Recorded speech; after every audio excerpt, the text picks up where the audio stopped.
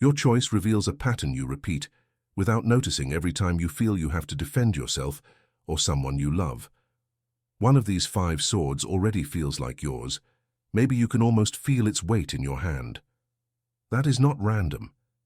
Your unconscious loves symbols, and the sword is the image of what you protect at all costs. Your truth, your heart, your peace, your freedom, or your role in the world. In this Jungian test, we are not judging you or calling you too harsh or too soft.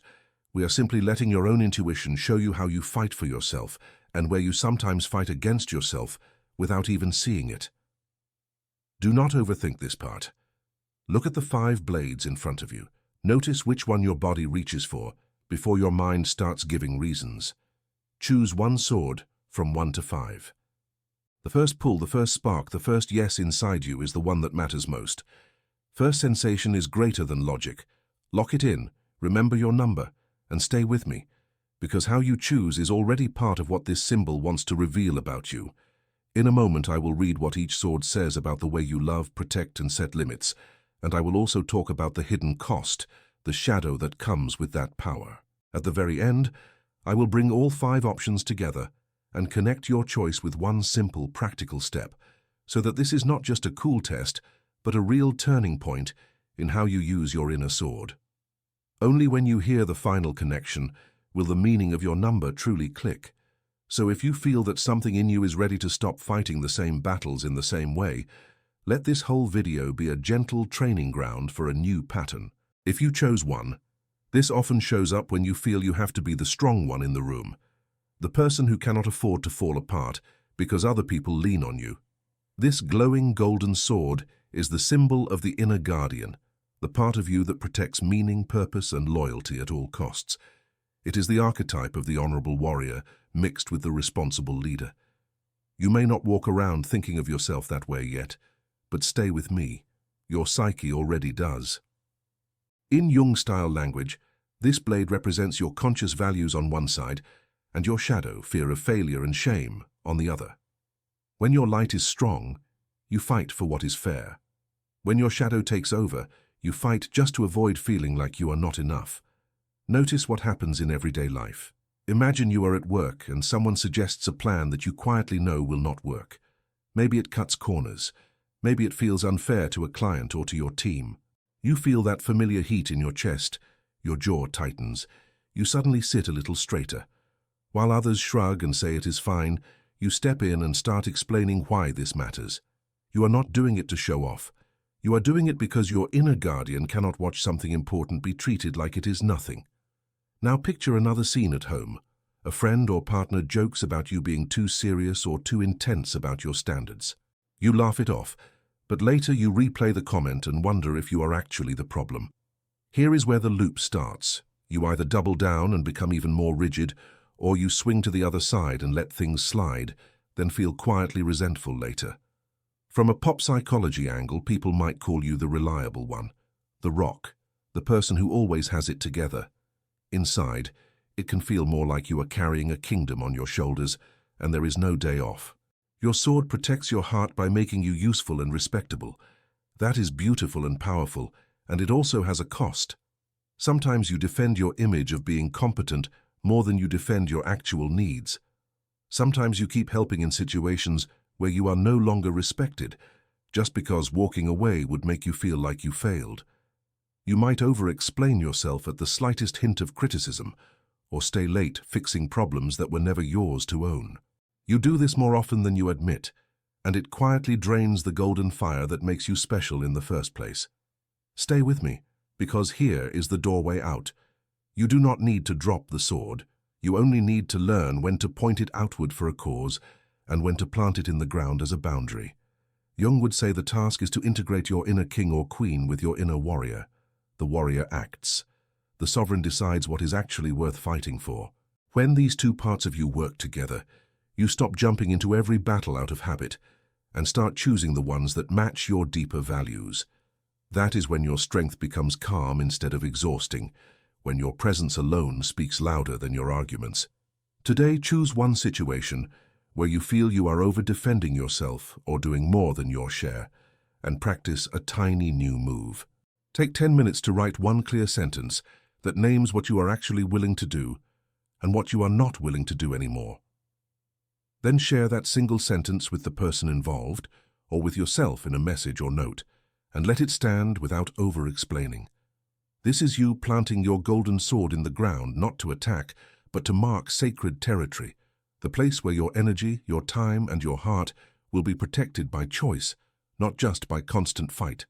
If you chose to, this tends to appear when your mind is full of questions, your heart is full of feeling, and you are trying to stay calm while both are pulling you in opposite directions. The blue sword is not about drama. It is about clarity. It looks cold and precise, almost like ice, but it glows from within, like thought lit up by intuition. In simple Jungian language, this is the blade of the thinker archetype, the part of you that protects truth, logic, and fairness at all costs. Your light is the ability to stay rational when everyone else is drowning in emotion. Your shadow is that sometimes you use reason as armor, so no one sees how sensitive you really are. Stay with me and notice this. When conflict shows up, you often go straight into explanation mode. You choose your words carefully, you weigh both sides, you try to be the calm one. Inside, though, there is usually a quieter story, a desire to be understood, to be chosen, to be safe, mixed with a fear that if you show too much feeling, you will look weak, needy, or out of control. So the blade of your mind comes out first. You analyze, you justify, you say you are fine, you keep the dangerous part, your real hurt or your real longing, sheathed where no one can touch it. Picture a very everyday scene. A friend or partner cancels on you again at the last minute. You feel that familiar sting in your chest, but before the feeling even has words, your inner blue sword starts working. You tell yourself they are busy, they have a lot going on, it is not personal. You send a kind message back, something like "No problem, I get it." Then you make tea, open your phone and scroll for an hour, half present, half numb. You might even give yourself a lecture about not being so sensitive. Later, you replay the chat in your head, writing invisible replies you never send, all the while insisting that you are just being logical. Here is where the Jungian shadow sneaks in. The part of you that wants closeness, priority, and emotional honesty goes underground. It becomes the voice that wakes you at night asking why you always have to be the understanding one. During the day, your persona, the image you show the world, is the calm, reasonable, low-maintenance person who never makes a fuss. At night, your shadow carries the anger, the envy, the grief that never got to speak. When shadow and persona are this split, you can end up exhausted by relationships that look peaceful on the surface, but never really feed you. From a pop psychology angle, people might say you have strong boundaries or a secure sense of self, and in some ways that is true. You do not like games. You value respect. You probably give good advice. Stay with me, though, and notice another pattern. You often protect harmony more than you protect your own emotional reality. You defend other people's reasons more fiercely than you defend your own needs. Deep down, there is a fear that if you ask for more time, more clarity, more care, you will be told you are demanding or irrational. So you cut off your own vulnerability before anyone else has the chance to. Think about work or family for a moment. Someone raises their voice in a meeting, and you are the one who steps in with a balanced summary. A relative makes a passive-aggressive comment, and you respond with a light joke and a change of subject. On the outside, you look composed. Inside, there is often a small shaking part of you asking, "Why does no one notice that this also hurts me?" You protect your inner world by locking it behind the sharp edge of reason, so even you only visit it in brief, controlled moments. Notice this too. Your gift is real. The blue sword cuts through chaos, lies, and manipulation. People feel safer around you because you do not explode. The challenge is that you sometimes use this power against yourself. You overanalyze every feeling until it disappears. You talk yourself out of important conversations. You stay in almost right connections because you can always find a logical excuse for someone's lack of effort. The cost is that your own heart ends up living on leftovers. Today, give your inner sword a new job by doing one very concrete thing. Set a timer for 15 minutes. Open a blank note on your phone or a page in a notebook and write down one situation where you recently chose logic over honesty. Describe exactly what happened, what you said, and then write the sentence you were afraid to say out loud. When the timer ends, choose one small line from what you wrote and share it with the person involved or with someone you deeply trust. It can be as simple as "I brushed it off, but that actually hurt," or "I pretended I was fine, but I needed you there." Send the message or speak the words before you start editing yourself. Then put the phone down, breathe, and notice this. Your blue sword has not disappeared. It has simply moved from defending your mask to defending your real self. If you chose 3, this often means your heart steps into battle whenever your feelings feel too intense to hold quietly. You are drawn to this glowing violet sword because some part of you has decided that passion must be protected with strength. The blade is narrow but bright, like a focused beam of emotion, and the hilt looks almost like armor around a small center of light. In simple Jung terms, this is the image of a powerful persona, the passionate one, the fighter, the person who will not be taken for a fool. Your light is your capacity to care deeply, to throw your whole self into love, ideas, and projects. Your shadow is the fear that if you ever admit how vulnerable you really are, someone will use that honesty against you. You might recognize this pattern in something very ordinary. Picture a conversation with someone close to you. They forget an important date, reply coldly, or seem distracted. A softer part of you feels hurt and wants to say, "That actually mattered to me." But almost instantly, the inner sword flashes up. You make a sharp joke, pull back, or bring up a long list of facts and examples to prove your point. The other person suddenly feels attacked rather than invited into your world. Later, alone, you replay every word and feel misunderstood, thinking, "Why do people always make me be the strong one?" Here is the twist. Your strength is real, but it sometimes steps in too early, before the other person has even had a chance to see your true feeling. From a pop psychology angle, people might describe you as intense, all or nothing, dramatic in conflict, and loyal in peace. In Jungian language, your persona is the warrior of the heart, and the pattern is this. When something scares you emotionally, you reach for action, argument, or distance instead of slower vulnerability. You avoid the raw confession by jumping straight to the conclusion. Watch what happens next in these moments. Your mind gathers evidence, your body gets ready for a fight or for escape, and the small inner voice that simply wanted to say, "I felt forgotten," gets drowned out by the louder voice that says, "I will never let anyone do this to me again." The sword was meant to protect that inner voice, but sometimes it takes over the whole conversation. Stay with me, and notice how this shows up in work or daily life. A colleague gives you vague feedback, and instead of calmly asking for clarity, you imagine hidden criticism and either overperform wildly or detach and do the bare minimum. A friend takes longer to reply, and instead of sending one honest message about how you feel, you tell yourself a story that they clearly do not value you, so you stop initiating at all. You say you want deep intimacy, but your habits keep you in cycles of testing people, then pulling back as soon as they step closer, because closeness means they might see how afraid you actually are of being left. The gift of Sword 3 is that you have a huge capacity for commitment once you trust someone. When your energy is not tied up in defending old wounds, you can be the most devoted ally in the room, the person who shows up when others disappear. Your next chapter is not about dropping the sword.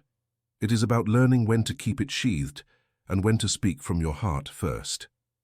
Jung would say, this is the work of integrating the warrior with the lover inside you, so your fire can warm instead of burn.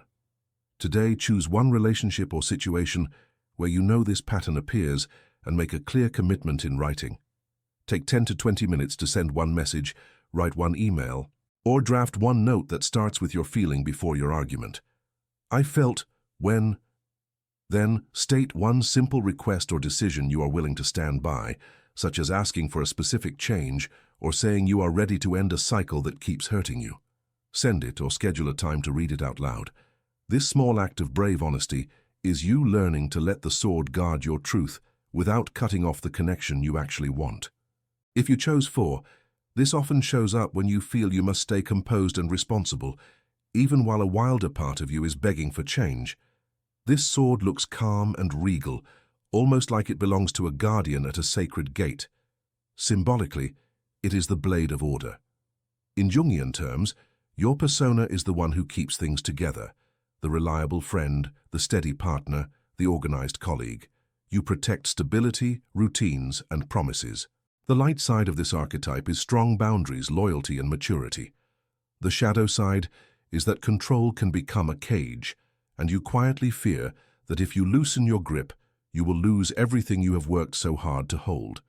You often stand at the doorway between how it is and how it could be, frozen with the sword in your hand. You have a deep instinct to say, "Let me think about it," instead of, "Let me feel what I really want." Stay with me here. This pattern is not weakness. It grew from a time when being careful genuinely kept you safe. Maybe you had to be the sensible one in your family. Maybe chaos around you made you swear you would never be the one who breaks things. So now, even when your soul wants to step into something new, your inner guardian raises the sword and says, "Not yet. It is not safe enough." Picture an everyday scene. A friend invites you to a trip, a course, or a new project that secretly excites you. Instantly, your mind makes a list. Money, time, what other people will think, what could go wrong. You open the registration page, you hover over the button, you imagine yourself there. Then you start adjusting your desire to fit your fear. Maybe next year. Maybe when I finish this. Maybe I should stay available in case someone needs me. You tidy your schedule, but not your longing. You stay exactly where you are, half relieved and half disappointed. Here is the twist. Part of you knows you were never actually protecting your life. You were protecting your role in other people's lives. And watch what happens next. The more you ignore that inner pull, the heavier your sense of duty starts to feel. In pop psychology language, people might call you a control freak, but that is too shallow. What you are really trying to control is the risk of loss of respect, of connection, of identity. You do this more often than you like to admit. You say yes to tasks that drain you because you are afraid saying no will change how others see you. You stay in conversations that bore you, jobs that no longer fit, dynamics that exhaust you, because the known discomfort feels safer than the unknown relief. Shadow work, in a simple way, means admitting that under your calm, structured surface lives a self who wants to experiment, to rest, to choose for joy rather than obligation. Your sword is not meant to cut down your own needs.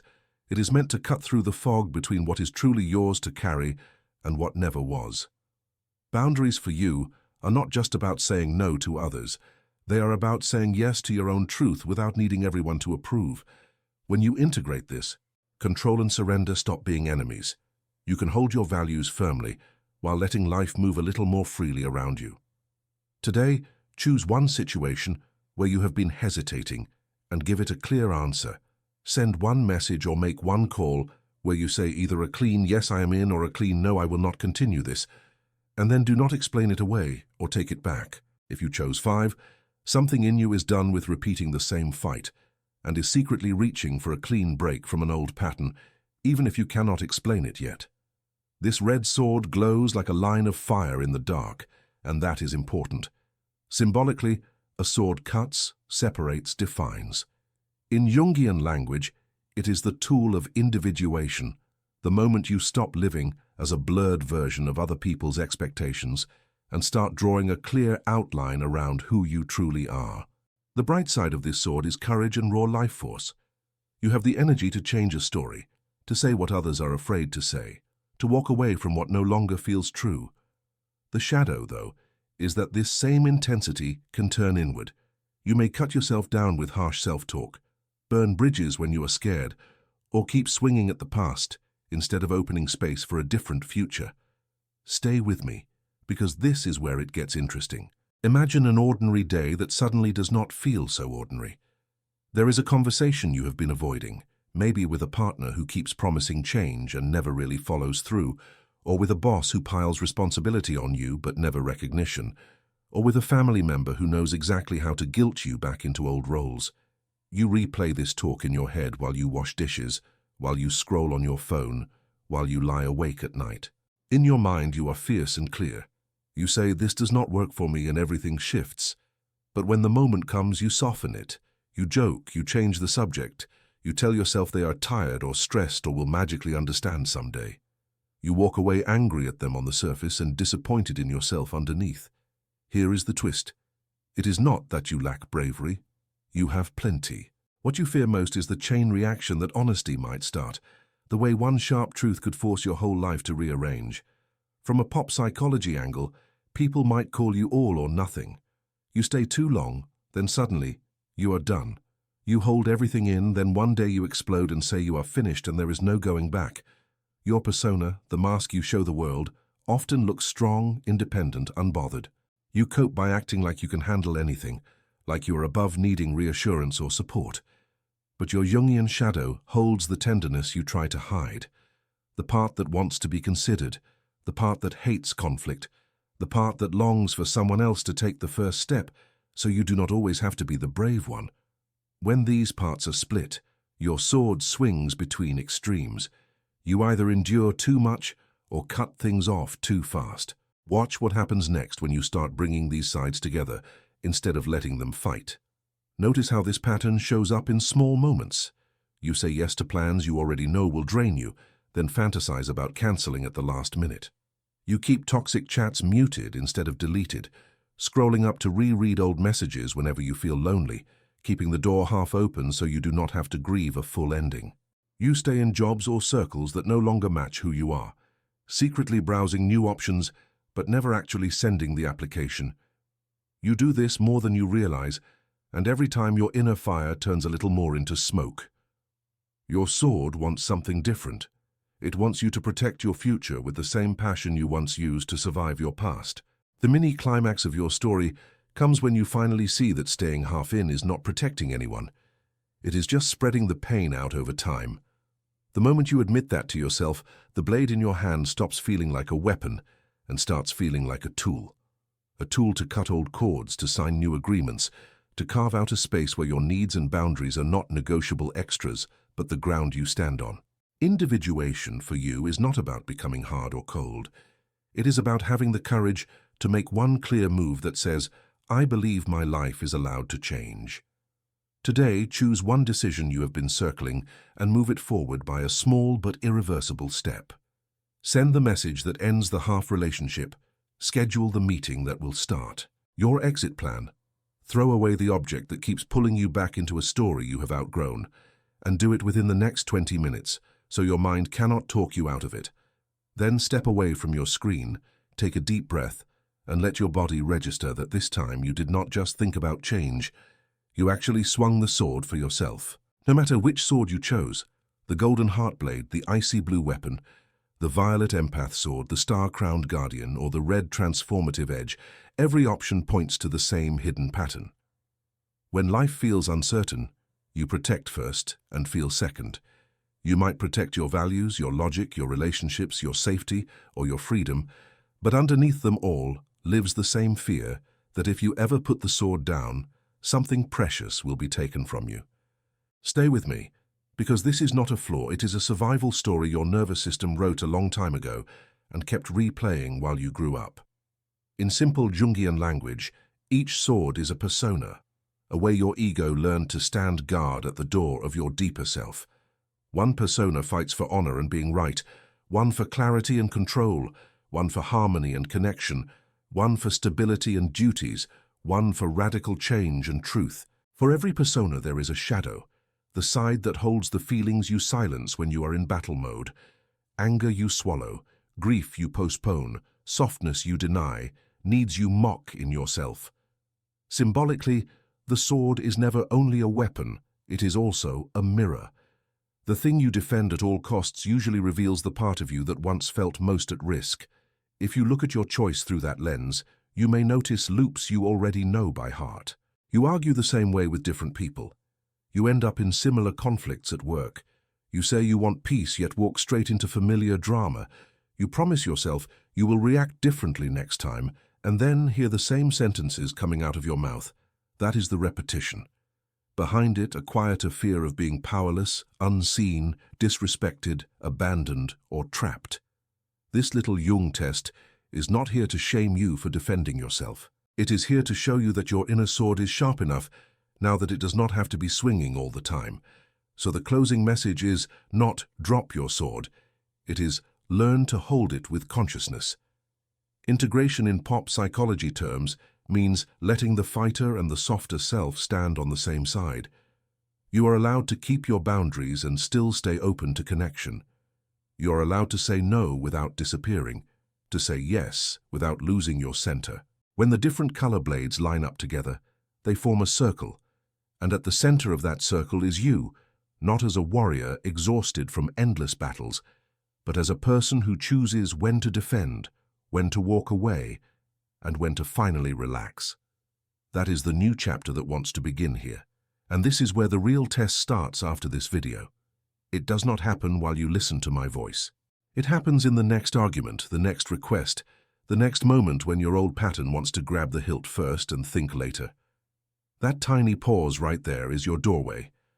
In that pause you can ask, am I protecting my truth, or am I protecting an old wound? Am I fighting because this matters or because this is what I have always done? Today, choose one situation in your current life where you know your sword comes out too fast or stays out too long. Write down a single sentence that describes how you want to respond differently next time, and place it somewhere you will see it every day, so that each small choice from now on becomes a quiet promise to use your strength to build a life that does not always feel like a battlefield. If you are still here with me, it means some honest part of you is tired of swinging the same inner sword in the same old battles, and is finally ready to protect your peace in a different way. So before you rush back into your day, give that part of you a real place at the table and comment your number below. Tell me which sword you felt in your hand the moment you saw it. Then pause for a second and leave your name, almost like signing a quiet contract with yourself that you will not forget what you discovered about your pattern tonight. If this reading made you feel understood, or a little less alone in how hard it is to stay soft in a hard world, gently like this video as a way of saying yes to your own work. Not to please me, but to acknowledge that your story matters and that you are choosing to meet it with awareness instead of autopilot. And if you know that you abandon this kind of insight the moment life gets loud again, subscribe so that each new Jung-style test can be a small reminder to come back to yourself and check how you are holding your blade. Your journey does not end with picking a number. This is just the moment you turn toward yourself a little more bravely than before. So when you are ready to keep going, watch the next test on your screen now and treat it as the next chapter of the same inner story. The one where you learn that you can still carry your sword, but you no longer have to live as if you are at war with your own heart.